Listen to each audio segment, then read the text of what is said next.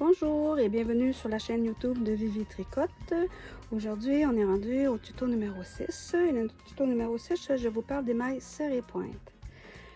Comme celle-ci, j'ai utilisé ma petite fraise, mon patron de petite fraise pour vous montrer comment je fais mes mailles serrées pointe parce que moi j'ai une petite variation.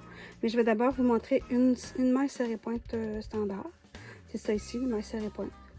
Qui sont piquées simplement plus bas que dans le tour standard.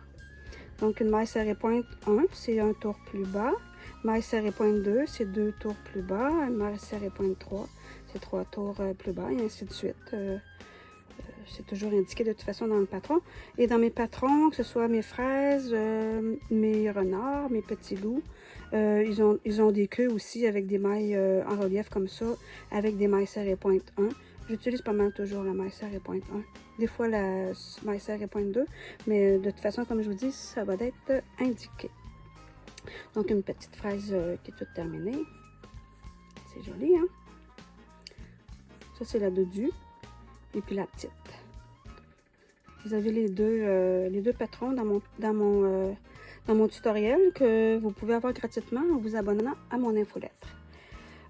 Sinon, ben, mon patron se trouve aussi sur Ravelry, sur Makerist. Donc, vous pourrez voir à la fin du vidéo les liens ou les codes QR. Je mets toujours aussi les codes QR maintenant. Donc, c'est plus facile d'aller chercher l'information. Donc, je vous montre à l'instant une maille serrée pointe standard. Donc, la maille serrée pointe standard, comme je vous dis, une maille serrée pointe 1, c'est on pique un tour plus bas que la maille ordinaire.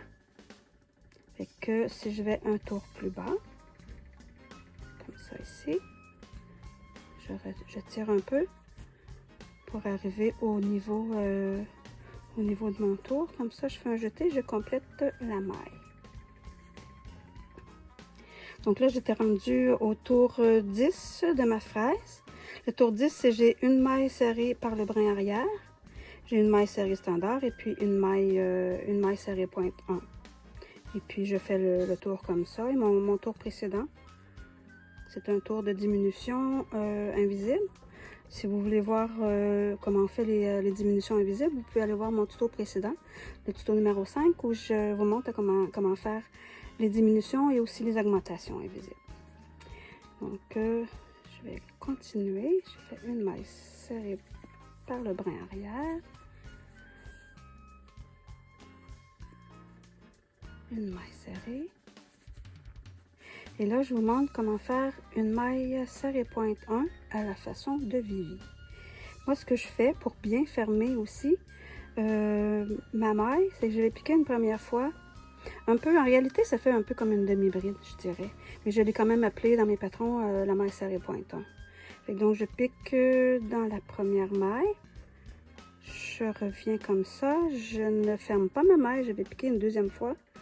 Dans un tour plus bas, parce que c'est une maille serrée pointe 1 que je demande, je tire, je ramène au niveau du tour, je fais un jeté et je complète la maille. Et voilà, donc ça ferme vraiment, comme c'est des petits amigurumis qu'on fait, on veut vraiment avoir des mailles qui sont bien fermées, qui laissent aucune ouverture. Ça fait aussi des mailles qui sont un petit peu plus dodues, plus en relief, parce que dans mes patrons, que ce soit le patron de mon renard, patron de Michalou aussi, les petites queues, ils sont les mêmes principes avec des mailles serrées pointe, comme je l'ai fait. Ça donne du relief comme ça ici, et puis ça donne aussi du relief étant donné que c'est une maille qui est un petit peu plus boursouflée, un petit peu plus dodue. C'est ce que je voulais, moi, je voulais vraiment donner un peu plus de relief à mes mailles. Mais si vous préférez faire une maille serrée pointe standard, ça va quand même très bien faire. Il n'y a aucun problème. Il n'y a vraiment aucun problème. Donc, si je vais vous montrer, si je fais une maille serrée pointe 2, donc à la façon Vivi, bien sûr, je pique une première fois, je fais un jeté, je ramène, et là, je vais piquer 2 tours plus bas. Je fais un jeté. Je tire un peu jusqu'au niveau du tour en haut. Je fais un jeté et je ramène au travers les 3 boucles.